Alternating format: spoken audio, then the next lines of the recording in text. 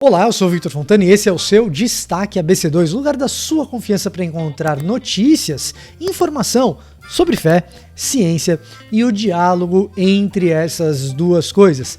E na edição de hoje você verá cursos ABC2, inscrições prorrogadas, isso é boa notícia para você. Alfabetização em Judá, estudos da Universidade de Tel Aviv desafiam o consenso sobre esse tema. Vida em Vênus. O que a gente realmente pode dizer sobre as descobertas dessa semana de fosfina na atmosfera de Vênus? Covid-19 e o cérebro, implicações da infecção do SARS-CoV-2 no tecido nervoso. E na nossa entrevista nós recebemos Ismael Sobrinho, psiquiatra, falando sobre o importantíssimo tema da prevenção ao suicídio no Setembro Amarelo.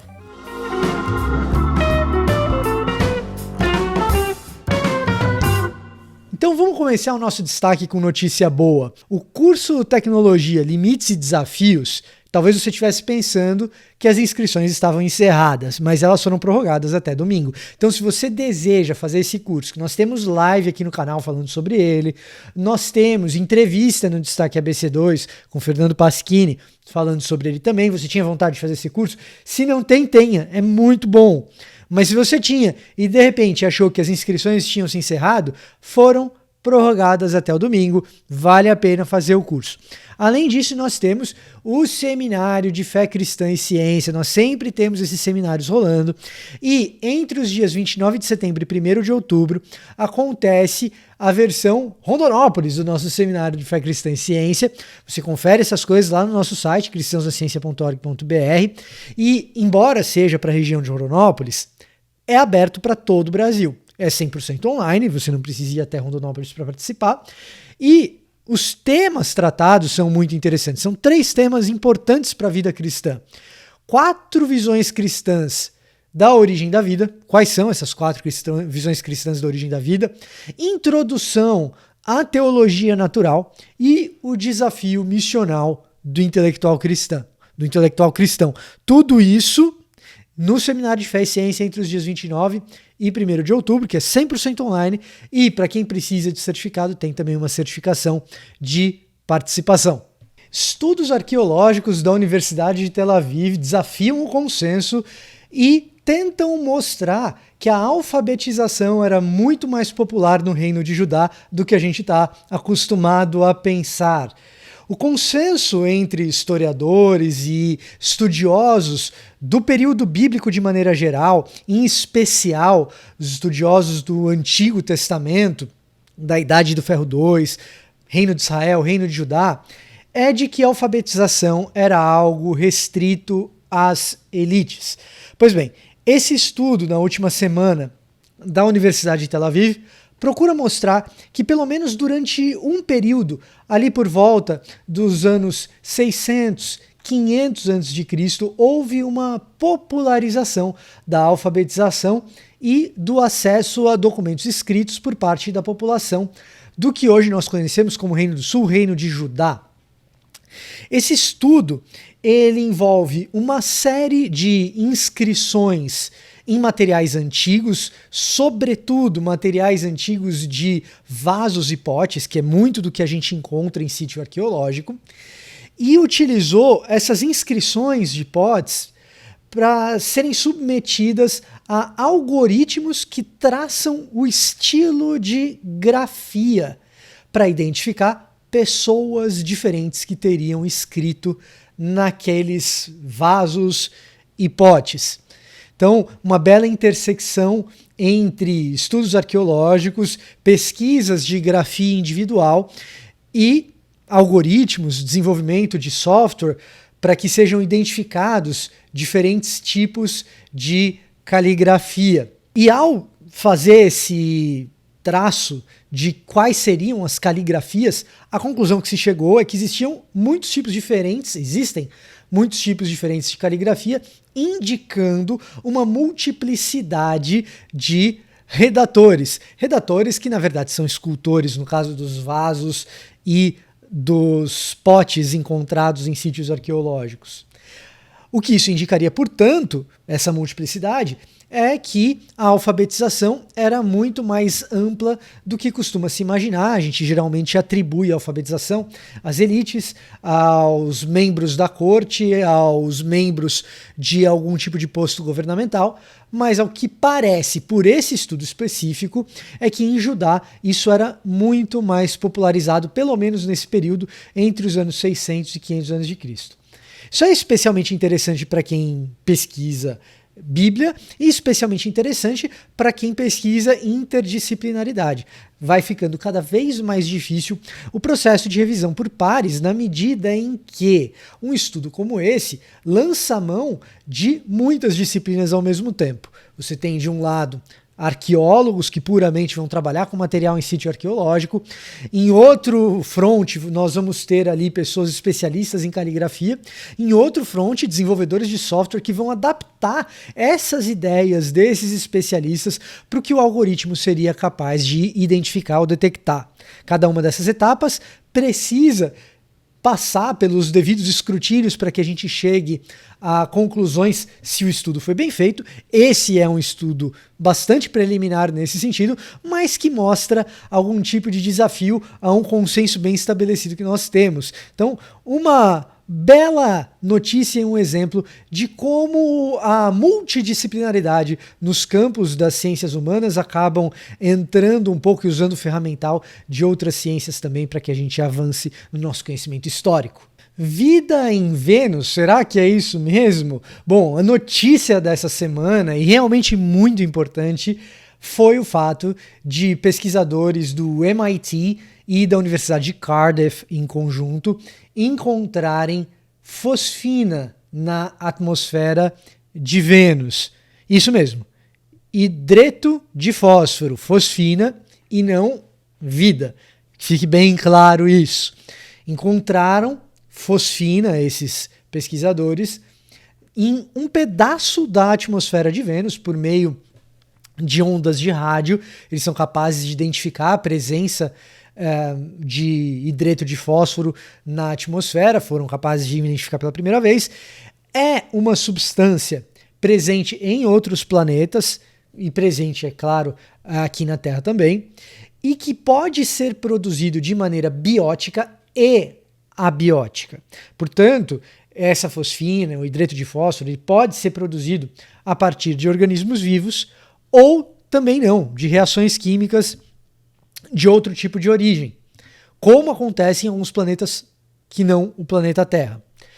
A diferença do que se encontrou nesse pedacinho de atmosfera em Vênus é que a fosfina, nesse caso, foi encontrada numa quantidade e numa presença mais constante que só poderia ser encontrado, ou então só é encontrado até agora com o conhecimento que nós temos, a partir de uma produção biótica dessa substância. Ou seja, seria necessário que vida microbiana, ou seja, micróbios, provavelmente bactérias, fossem capazes de produzir essa substância.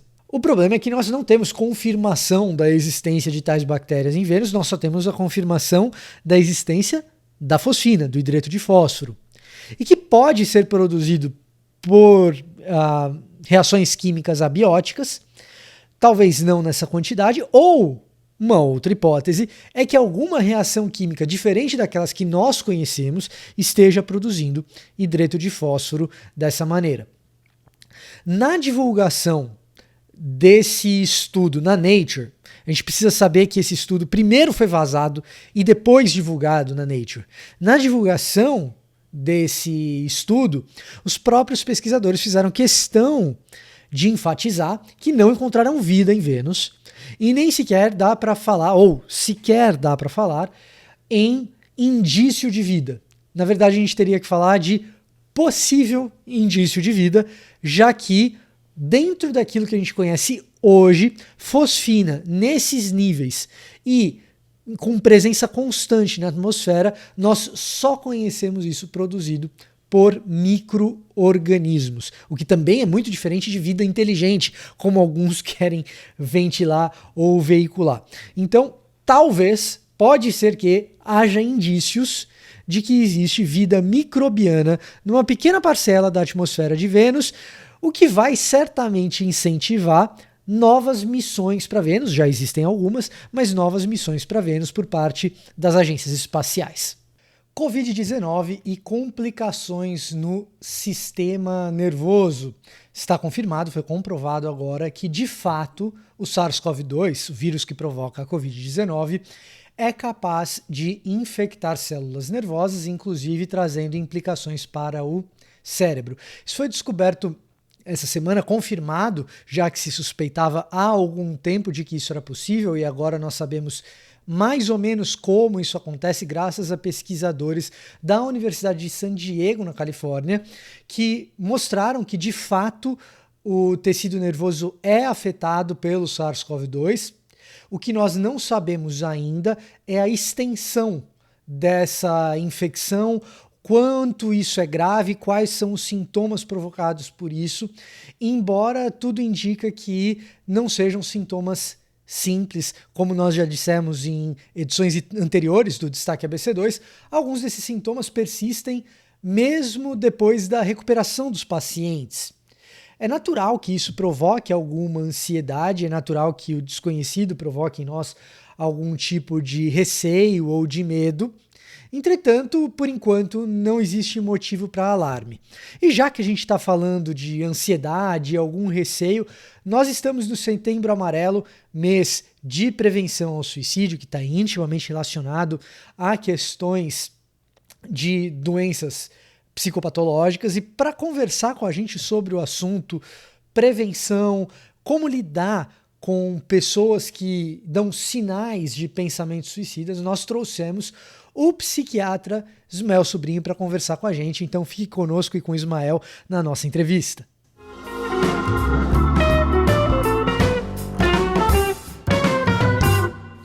Então, para conversarmos sobre esse assunto, nós temos aqui conosco o psiquiatra Ismael Sobrinho. Ismael, obrigado por nos atender, por fazer parte aqui do Destaque ABC2. O prazer é todo meu. O mês ideal, o tema oportuno, vai dar uma conversa muito boa para a gente derrubar alguns mitos que cercam esse assunto que é tão importante e tão pouco falado dentro da nossa realidade cristã. A gente tem que enfatizar e vai ser uma oportunidade bacana de conversar. Ismael, você sabe que você comentou da questão do tema do suicídio ser um tema pouco abordado, às vezes da prevenção a ele ser pouco abordado. Alguns anos atrás, eu escrevi um texto sobre como doenças psicopatológicas afetam essa questão do desejo de tirar a vida, tal. Usei até um pouco de estatística de como isso acontece, porque geralmente no meio evangélico, quando a gente trata disso, a pergunta não é como evitar casos futuros, mas é se o caso que já aconteceu, se o cara vai para o céu ou vai para o inferno. O meu texto foi na direção de dizer que essa pergunta ajuda muito pouco na prevenção. Sim. Né? Essa é uma pergunta que ajuda muito pouco na prevenção. Para mim, e quais seriam algumas das coisas que nós poderíamos fazer para que menos casos aconteçam? Porque esse é o nosso maior interesse. A pessoa que já perdeu a vida, nós lamentamos, a gente apoia as famílias, a gente tem muita coisa a fazer, mas em relação ao que já aconteceu, a gente não tem como voltar no passado. Agora, as pessoas com as quais a gente lida hoje, que a gente pode prevenir, essas sim são o foco do nosso maior interesse. E aí eu queria ouvir de você algumas das coisas que eventualmente a gente deixa passar, que a gente não presta atenção, que a gente poderia perceber um pouco melhor para que casos como esses que acontecem sejam reduzidos. Pois é, primeiro assim, só uma introdução dentro da sua fala.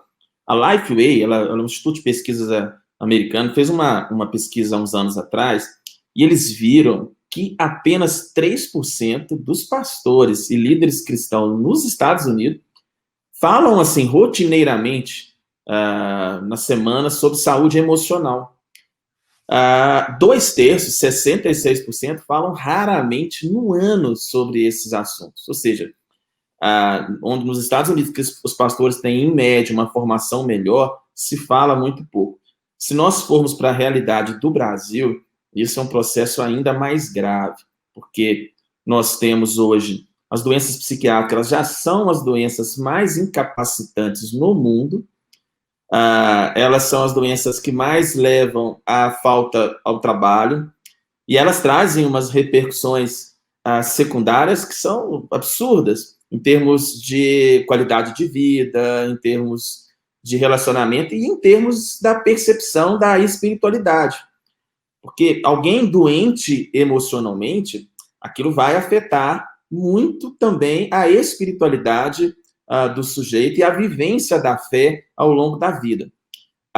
Felizmente, isso tem vindo à tona nos últimos anos dentro da igreja, não por um interesse educativo, às vezes, mas porque os casos estão acontecendo dentro da realidade evangélica e estão tendo mais notoriedade.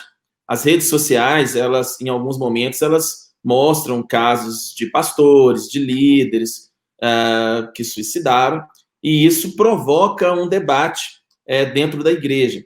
E, infelizmente, como você colocou, esse debate ele é um debate que ele não é produtivo, porque fica muito no campo da salvação de quem morreu, muito no campo da questão teológica primária, né? Até umas questões da soteriologia, e eu vejo discussões assim que não levam muito a estratégias de prevenção, e dias depois, após esses casos que tomam uma repercussão social, o assunto ele morre e as igrejas não atuam para ter uma estratégia de prevenção. Perfeito. E a gente tem que fazer isso, né? Porque, vou responder a sua pergunta, mas são 800 mil suicídios em média, porque a gente tem uns dados por ano no mundo. Para a gente ter uma ideia, não é comparando, porque são todas dores, mas o coronavírus até agora ele matou 900 mil pessoas no mundo.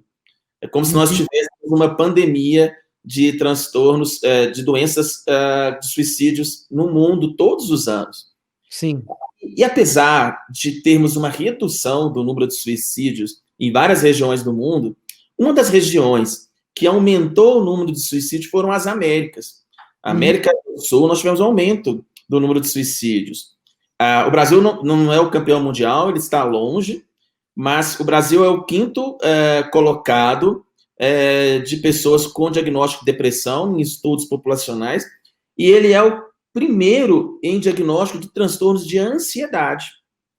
Ou seja, nós não somos o povo mais feliz do mundo, como muitos colocam.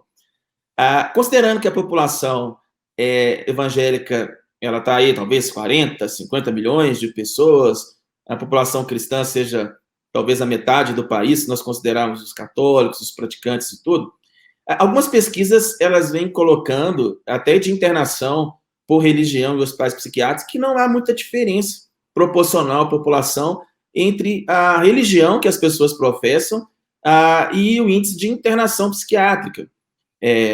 As pesquisas médicas, elas mostram que a espiritualidade intrínseca, a espiritualidade saudável, e aí é um conceito que demoraria tempo para falar, ela protege em relação ao suicídio, mas a espiritualidade extrínseca, essa onde Deus se torna um resolutor de problemas, onde Deus se torna uma experiência muito focada no self, no empoderamento, em todas essas questões que vêm acontecendo na igreja evangélica brasileira, que esse tipo de espiritualidade, ele não tem um efeito protetor, né? A espiritualidade que não é muito, que trabalha muito sentido para a vida, a espiritualidade mais vocacional.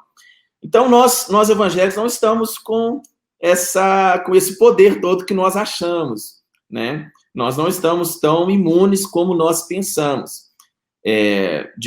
Talvez em até 5 anos, um em cada cristão que está nos assistindo vai ter um transtorno mental e vai precisar de tratamento.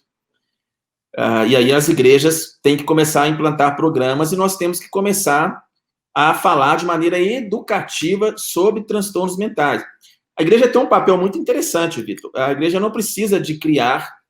há um tempo atrás, um pastor me procurou e falou: você acha que a gente cria um departamento de saúde mental dentro da igreja. Acontece muito isso nos Estados Unidos, algumas igrejas meio que profissionalizaram e terceirizaram o cuidado para profissionais, psicólogos, psiquiatras. Eu não acredito nesse modelo. Eu acredito que a igreja ela tem que trabalhar com leigos, que tenham uma postura ativa e um pouco mais educativa para escutar essas pessoas que estão com a saúde emocional comprometida, oferecer uma espiritualidade saudável e fazer, quando necessário, os devidos encaminhamentos para as pessoas que estão sofrendo, para psicólogos, para psiquiatras. Independente de questões teológicas, nós somos bombardeados ali desde a escola bíblica, que nós somos biológicos, corpo, nós somos alma, nós somos emocionais e nós somos espirituais, mas é curioso que quando entramos nas questões dos transtornos mentais, nós nos achamos apenas seres espirituais e nós não reconhecemos a biologia, as emoções. Então, sim, eu acho que nós temos que fazer e a gente pode conversar um pouco sobre como fazer e o que fazer, né? Uma pergunta que eu tenho, assim, eu sinto que no contexto do qual hoje eu faço parte evangélico, isso diminuiu muito, o que eu vou dizer. Mas a minha percepção é que no Brasil, de maneira geral, isso não aconteceu. Eu queria saber da sua experiência, de repente, daquilo que você conhece dos seus colegas também. Às vezes eu percebo que existe uma resistência até grande por parte de líderes eclesiásticos, e evangélicos em especial, de fazer esses encaminhamentos, de perceber que existem limitações no trabalho pastoral, naquilo que a igreja, até que ponto a igreja pode de fato ajudar, e um gabinete pastoral tem eficácia e eficiência, e a partir de que momento você diz, não, peraí, esse tipo de caso realmente precisa de um acompanhamento de um profissional da saúde, essa pessoa tem um problema de saúde, e de repente se ela tivesse ali um braço quebrado na minha frente, eu encaminharia para um ortopedista, mas eu tenho dificuldade de, diante de um problema de saúde emocional, fazer o encaminhamento correto para um profissional de saúde dessa área. Então, eu percebo que essa dificuldade com os profissionais da saúde, em alguns ambientes protestantes, como é o meu, por exemplo, essa dificuldade diminuiu muito nos últimos 10 anos, vamos dizer. Mas eu ainda percebo uma resistência muito grande em muitas partes do Brasil. Eu não sei se essa é a sua experiência. Nós temos sim, nós temos um problema de formação, né, Vitor? No Brasil, eu não tenho uma estatística clara, mas eu julgo que a maioria dos pastores fizeram uma mínima formação teológica ou não fizeram. Uhum. E quando cursam seminários teológicos, as carreiras de psicologia da religião, elas focam muito mais nas questões da sociologia. Às vezes eu acho que são muito importantes, são extremamente necessárias, mas não existem módulos enxertados de abordar esses transtornos de maneira mais prática. Uhum. Então, a formação teológica brasileira média não ajuda. E não aqui fazendo uma crítica, eu não estou... eu tenho me converti, minha família é pentecostal, e eu gosto muito, brinco que eu sou quase um reformado carismático, mas assim, infelizmente no Brasil nós tivemos uma visão neopentecostal nos últimos, talvez 30, 40 anos, que ela levou muito à discussão das doenças psiquiátricas para o âmbito apenas da batalha espiritual, ou seja lá o termo que nós possamos querer usar. Então, o paciente psiquiátrico, ele não é encaminhado porque ele sofre um bombardeio de que a doença dele é, a princípio, a priori, uma doença fruto de algum desalinhamento espiritual, seja pecado, seja falta de fé, seja falta de oração, ou que ele está endemoniado. E é incrível. Nós atendemos pessoas com anos na igreja que chegam a um consultório de um médico achando que elas estão com doença psiquiátrica, que elas estão endemoniadas, né? Então, todos esses contextos são barreiras históricas, culturais, que eles estão sendo transformados, sim. Eu percebo que, como a teologia, isso é uma experiência eu tenho percebido isso nos líderes, a preocupação teológica, a internet tão demonizada, ela está ajudando muito, os pastores estão estudando mais, eles estão tendo mais leitura, e ao lidar com esses casos emblemáticos, porque o pastor minimamente atento, ele começa a se deparar nas suas comunidades com casos de pessoas que não preenchem esses critérios óbvios, né? E ele começa a se atentar que o cérebro é um órgão como qualquer outro. Aí ele começa a entender que, assim como o dente sofre as consequências do pecado na fisiologia, assim como o coração, assim como o pulmão, o cérebro também é um órgão que trabalha. Aliás, o cérebro é o órgão que mais trabalha no nosso corpo, mais que o coração, que mais demanda energia, que trabalha até enquanto você está dormindo. Então, esse olhar, ele tem mudado, sim. Eu tenho 15 anos de formado, e nos últimos 5 anos, principalmente, as igrejas têm trabalhado seminários, e isso não tem sido raro, tem sido muito comum, onde se aborda a saúde mental dentro das comunidades, e várias igrejas têm implantado isso. E o mais interessante, algumas igrejas já têm equipes treinadas para fazer um aconselhamento cristão eficaz, de treinar os seus líderes. Há igrejas em células, há igrejas com grupos de comunhão, há várias igrejas que têm tentado trabalhar, principalmente nesse mês de setembro, um aspecto educativo para que esses pastores possam encaminhar. E hoje eu sou feliz de escutar, muitos pastores brincam que eles têm na mesa, no gabinete deles, cartões de profissionais médicos, de profissionais psicólogos, e hoje os pastores hoje, eles têm uma responsabilidade muito grande, porque eles, às vezes, são o grande gatilho para essas pessoas buscarem ajuda e tratamento. A opinião do pastor é um divisor de águas. Por mais que a gente esteja perdendo um pouco, infelizmente, a autoridade pastoral no país, mas a palavra do pastor conta muito. Um pastor que nomeia a doença psiquiátrica como qualquer outra doença, que ele faz o membro retirar a culpa de estar doente, que mostra uma espiritualidade tóxica, que não que não impede aquele membro, aquela pessoa da comunidade de buscar uma ajuda profissional.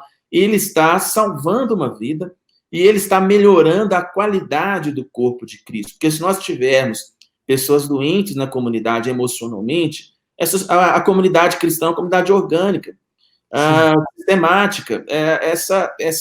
Essas pessoas doentes, elas vão contaminar grupos, pessoas com emoções doentes, aquilo vai refletir na espiritualidade delas. Podem ser mais pesadas, podem ser mais irritadas, podem oprimir mais, podem ser mais justiceiros, podem ter uma tendência a serem mais legalistas, ou o contrário, mas... Então, os pastores estão percebendo isso, e hoje isso vem melhorando. O caminho tem sido esse, pelo menos nas vivências que eu tenho tido. As igrejas têm implantado pequenos seminários, onde elas treinam uma parte das pessoas que são interessadas, e é incrível, Vitor. Há muita gente interessada nessas questões. Há 15 anos atrás, eu era chamado para dar palestras em igrejas, apenas em igrejas mais tradicionais, mais reformadas, mais históricas.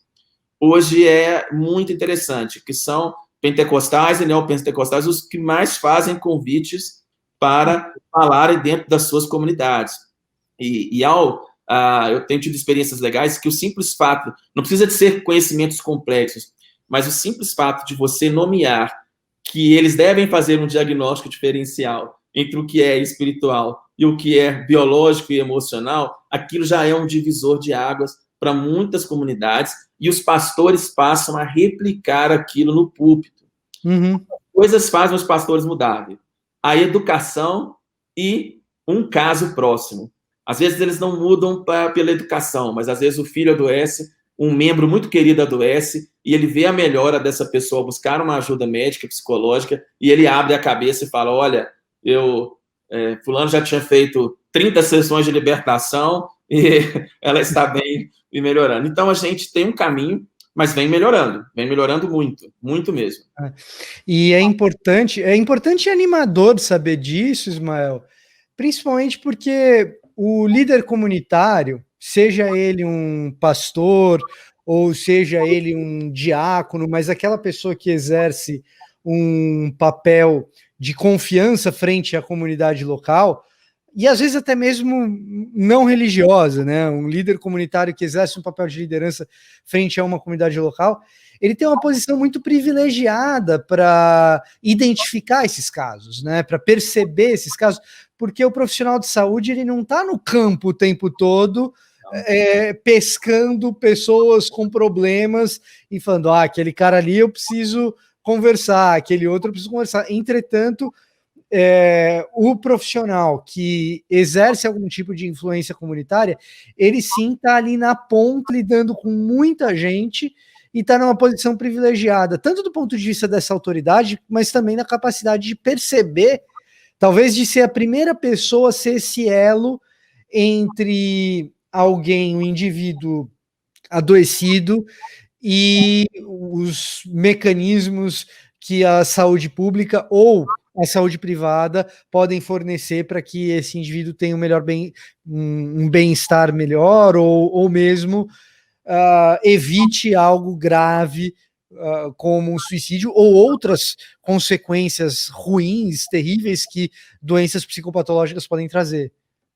Sim, é muito interessante. Sabe que tem alguns países, Finlândia, Austrália, poderia enumerar outros, que tem programas populacionais de prevenção. Como que isso é feito?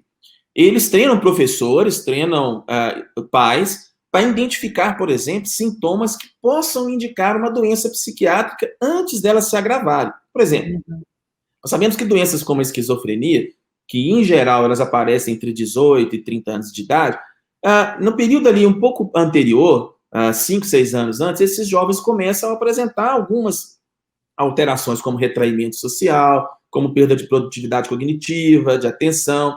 E aí, essas pessoas leigas, elas são treinadas a identificar esses casos, porque hoje se sabe que quanto mais cedo você intervir, você pode prevenir surtos, e isso vai trazer uma evolução neurobiológica melhor ao longo da vida. Sim. Muito, muito bom. Agora, você disse bem do privilégio. Aí eu vou te falar do privilégio de duas coisas que você colocou que eu acho fundamental. Primeira, a questão do profissional cristão. O profissional cristão, eu vejo muitas pessoas que são do campo da saúde mental, psicólogos, psiquiatras e outros, eles se depararam com uma barreira muito grande dentro da comunidade de exercício profissional. Muitos foram vistos como, tinha aquele discurso, se eu fizer psicologia eu vou desviar, psicologia não é coisa de Deus, psicologia é contrária à Bíblia, psicologia não...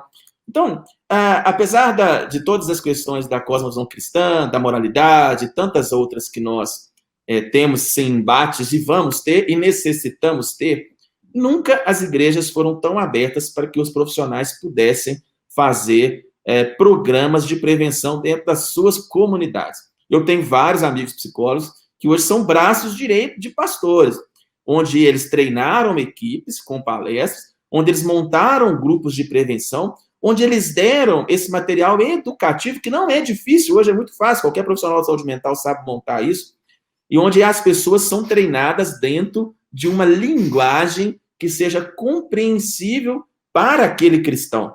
Sim. A dificuldade, às vezes, do cristão dele procurar e entender as doenças emocionais ou de procurar uma ajuda é que ele não entende o linguajar, não é traduzido para ele essas coisas. Então, nós, que estamos vivendo esses dois mundos, temos esse grande privilégio de transpor a saúde mental em uma linguagem focada no cristão médio da sua igreja.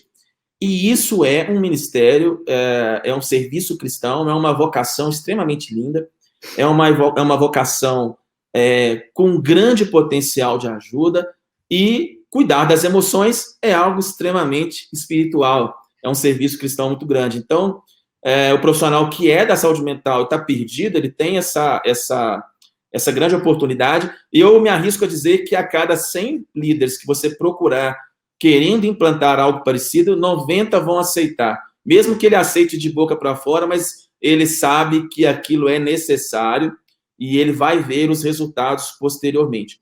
Isso não é uma negação do que nós acreditamos como vivência espiritual, da fé, mas isso é bacana. E no âmbito da liderança cristã, você disse bem, a igreja é um centro de formação de pessoas, né?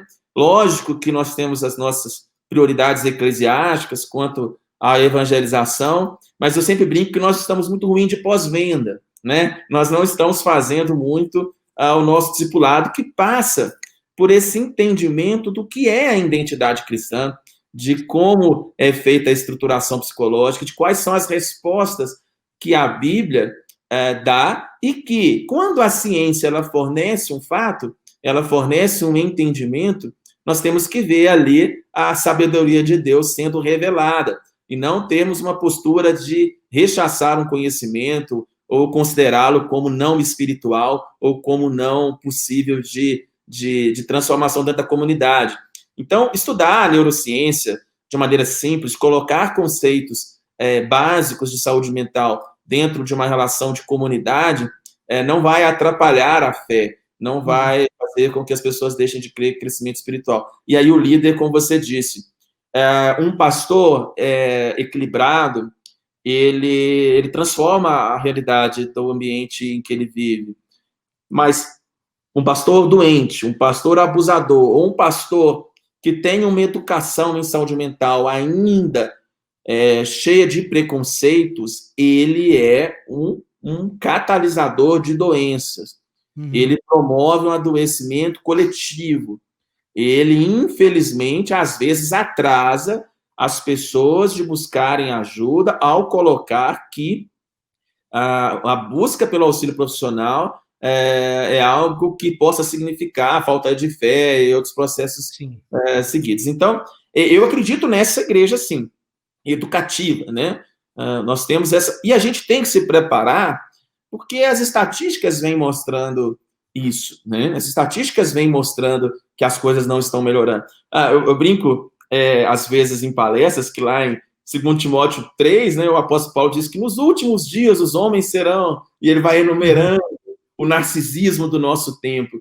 Esse narcisismo crescente vai catalisar ainda mais o número de doenças psiquiátricas. E nós, cristãos, aí sim, temos que oferecer a nossa prevenção, que nós acreditamos que é a verdade, que é a espiritualidade saudável, que é trabalhar tudo isso dentro da igreja de maneira sábia. Então, nós temos, sim, muita responsabilidade. E aí eu acho que o profissional cristão não pode se esconder, não pode enterrar esses talentos, né? Eu sei que tem restrições éticas no âmbito do seu consultório, tem questões profissionais que a gente, às vezes, não pode romper, mas dentro da vivência da comunidade, nós temos, sim, a liberdade, como pessoas, de, sim, exercer tarefas, ministérios, de dar opinião e de fomentar discussões que tenham um efeito muito mais amplo do que nós pensamos.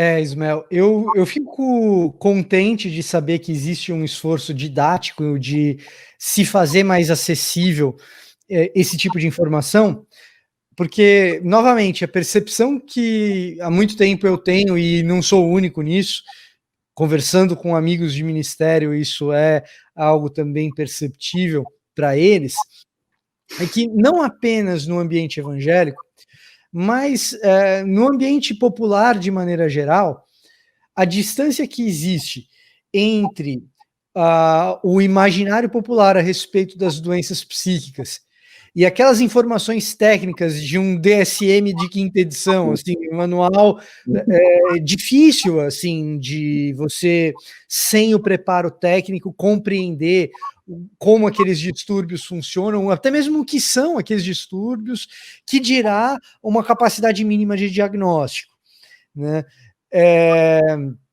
E a gente percebe que existe uma distância muito grande, e assim, as comunidades locais, nesse sentido, trabalhando junto com os profissionais, podem diminuir, inclusive, essa distância de percepção de como as doenças funcionam, não apenas do líder sacar quem precisa de ajuda, mas também da própria comunidade ser ali um agente de desestigmatizar esse tipo de doença, né? Sim. Não, tem melhorado muito. Olha, para essa questão de trabalhar os conceitos, o pastor, o líder, ele vai usar a linguagem pastoral, né? Dando exemplos simples. O psicólogo profissional, ele vai também fazer essa transposição. Há coisas que sempre ajudam, né? Eu sempre costumo colocar que o primeiro ponto é falar que existe um ser emocional. É engraçado que está tendo um resgate das emoções dentro da igreja, está tendo um resgate do self, né? Da questão do entendimento emocional, mas esse resgate tem sido feito da pior maneira possível. Nós estamos falando das emoções dentro de um âmbito de uma autoajuda secular, de uma linha bem confissão positiva, bem coaching, não tem profissionais sérios, né? É uma discussão longa, mas muito focada num empoderamento humano. E é curioso que, às vezes, alguns líderes estudam a neurociência ou a saúde mental para reforçar o ego, reforçar uma postura que é muito mais humanista do que cristã. Então, assim, isso tem dado um efeito colateral também. Eu brinco que nós temos duas ressacas de saúde mental no Brasil. Nós temos a ressaca neopentecostal, que deprimiu muita gente, né, que veio muito na década de 80, de 90, aquela coisa, por que Deus não me curou, por que eu não prosperei, por que eu determinei, e os frutos aí das questões teológicas, que gerou uma geração de pessoas doentes e que sofreram abusos espirituais, mas em breve nós teremos também a ressaca das ideologias de coach, que também vão adoecer muita gente. Porque se eu me empoderei, se eu me fiz toda a cartilha do sucesso e da felicidade contemporânea e eu não obtive resultados, Deus não funciona para mim, Deus tem filhos prediletos, ou seja, às vezes não é no campo da espiritualidade, mas esse excesso de culto ao ego, de empoderamento, coloca uma carga ainda maior nas pessoas, né? Eu brinco que é um teste de sobrecarga onde o sujeito vai perder. Ele não vai dar conta, porque não é a vivência cristã, né? Se não deu certo, a culpa tem que ser de alguém. Se não for de Deus, a culpa é minha mesmo. Eu acabo. Num mundo em que as crises de ansiedade, você tinha colocado aqui, o Brasil em especial lidera esse tipo de crise. A gente coloca essa ênfase toda numa ideologia que é, em alguma medida, narcisista, a gente está caminhando numa direção aí que é complicada mesmo, nesse aspecto. E aí entra o que a gente estava conversando, do pastor trabalhar as emoções de maneira saudável. Você tem emoções, é permitido você experimentar a dor, é permitido você manifestar as suas angústias, né? Salmos, Jesus, a minha alma está batida, até a morte. Ou seja, você é humano. Existem questões relacionadas à saúde que necessitarão de cuidados terrenos, biológicos. São informações muito simples, que elas trazem resultado. Eu percebo, e alguns pastores me falam, eu tenho alguns líderes que falam assim, que eles às vezes vêm tratar, eles falam assim, doutor, eu cheguei na frente da igreja e eu contei que eu tive depressão, tratei e melhorei. Eu falei, qual foi a reação, pastor? Muitas pessoas falaram que ficaram muito felizes e em paz deles terem falado aquilo, porque eles sentiram que eles eram normais, que era permitido a eles ter um transtorno psiquiátrico. Ou seja, uma formação simples. O sujeito simplesmente ele baixou a guarda.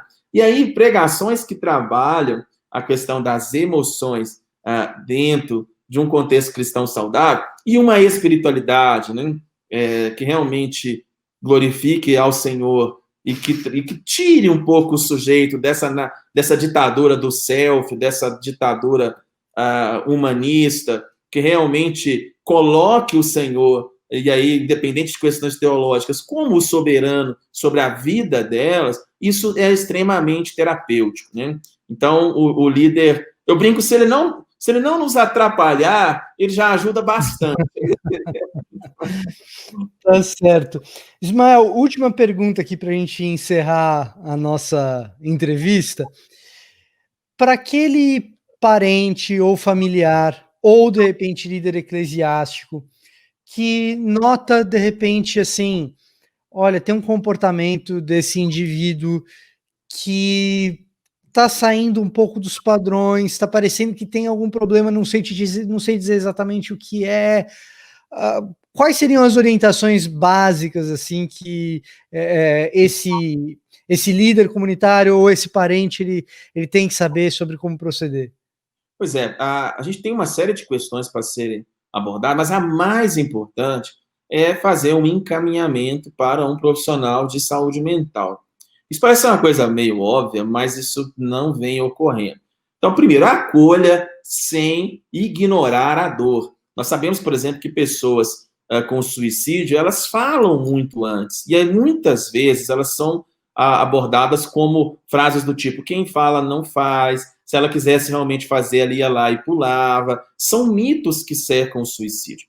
A expressão cristã de suicídio, ela às vezes ela é camuflada pela questão religiosa. Então, às vezes, o cristão ele não vai falar de cara, eu vou me matar, mas ele começa a dizer frases do tipo, Deus podia me levar, eu queria que Deus me desse uma enfermidade, Jesus podia voltar rápido e acabar com tudo isso. Frases desse tipo podem, na verdade, por trás de um discurso religioso, estar escondendo desejos suicidas. O profeta Elias, ele faz uma coisa mais ou menos assim, basta, toma logo a minha vida, porque eu não sou melhor do que os meus pais. Não sei, talvez ele estava ali com alguma coisa, mas ele meio que faz uma oração para Deus o levar. Então, a gente tem que tomar um certo cuidado com as frases que nós escutamos. Começou a ter frases do tipo, a vida não é boa, a vida não vale a pena, viver é ruim, Deus não é bom, Deus parece ser mal, não gosto da igreja. Começou a ter distanciamento social, né? Não querer estar junto de pessoas. O cristão que às vezes ele não tem mais prazer na oração, na leitura, ele começa a viver um esgotamento crônico, é um sinal de alerta. Ou seja, você, na dúvida se o seu dente está doendo, você não fica segurando. Você vai no dentista para ele avaliar se é um problema de sensibilidade, se é uma cárie, se é alguma coisa mais importante. A mesma coisa são as doenças psiquiátricas. Você não perde em buscar esse tipo de ajuda. Então, não reforce a culpa, não reforce ao sujeito que ele está assim, porque ele está vivendo um processo de fé desequilibrada, ou que ele não está orando, que ele não está buscando. Não reforce essas coisas. Principalmente em conversas muito imediatas. A segunda coisa, como é feito esse encaminhamento? Nós temos no Brasil uma rede de saúde pública chamada CAPS, que são Centros de Atenção Psicossocial.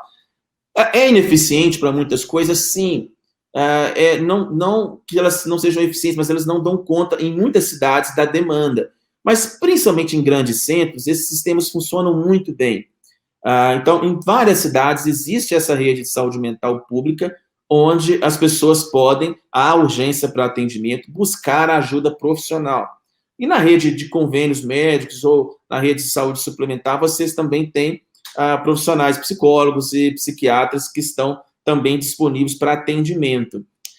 Voltando, uma mente organizada, você pode ser o melhor motorista, você pode ter o melhor treinamento para a condução do carro em alta velocidade, mas se o seu carro estiver com o motor sem gasolina, você não consegue andar. E a doença psiquiátrica é isso. Você pode até ter habilidades, mas se você não está com o seu motor cerebral funcionando, você tem a sua vida travada. Então, fica esse conselho para a gente realmente vencer essas barreiras e partir para um âmbito de inserir esse discurso dentro da comunidade. Falar de saúde mental na igreja hoje é um assunto urgente. Felizmente tem melhorado, mas a gente tem um caminho ainda a seguir. Perfeito. Ismael, muito obrigado pela tua disponibilidade, muito obrigado por nos receber aqui. Se você tiver ainda alguma coisa que você gostaria de falar, o espaço é seu. Não, ótimo, queria agradecer. E para quem quiser ter mais interesse, estou fazendo uma série de vídeos sobre o Setembro Amarelo, que está lá no meu perfil do Instagram, onde eu tenho mais tempo de colocar algumas questões. Um abraço para todos e bora compartilhar o conteúdo. Tá certo, muito obrigado, Ismael, e a você que nos assiste, obrigado pela audiência. Eu espero por você também na próxima quinta-feira em mais um Destaque ABC2.